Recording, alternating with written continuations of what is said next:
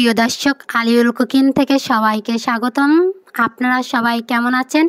আশা করি সবাই অনেক অনেক ভালো আছেন। আজকের রেসিপিটি হচ্ছে চিকেন রোস্ট। চলুন রেসিপিটি শুরু করা যাক।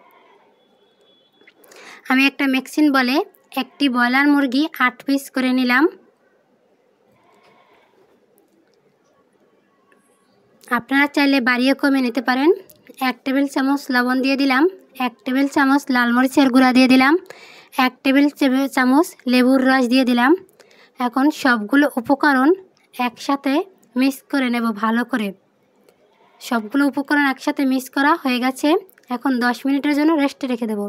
চুলায় একটা প্যানে পরিমাণ মতো তেল দিয়ে দিলাম চিকেন রোস্ট ভাজার জন্য। চিকেনের পিসগুলো আমি একটু লালচে আকারে ভেজে নেব। আমি সবগুলো পিস একসাথে দিয়ে দিলাম। এখন একটা হাতার সাহায্যে উল্টিয়ে নেব।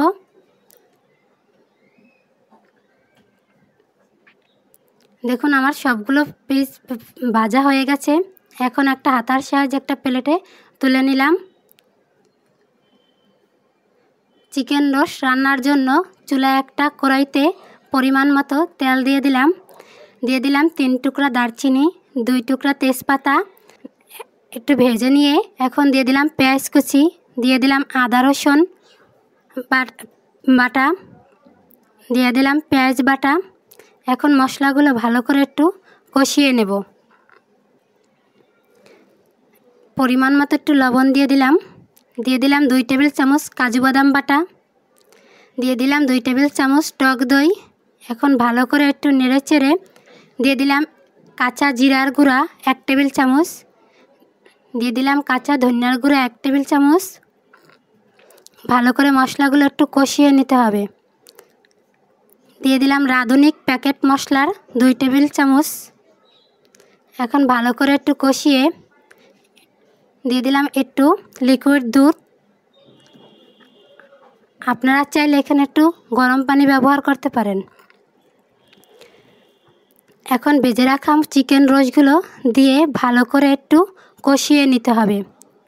2-3 মিনিট ধরে ভালো করে একটু কষিয়ে নেব।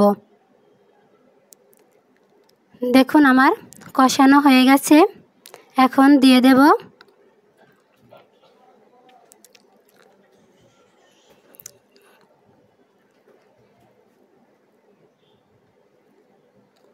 লিকুইড দুধ। আপনারা চাইলে এখানে গরম পানি দিতে পারেন।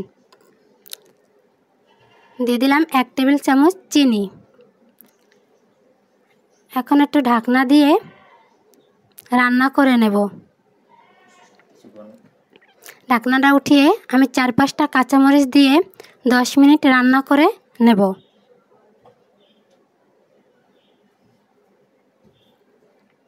দশ মিনিট পরে দিয়ে দিলাম ভাজা জিরার গুঁড়া।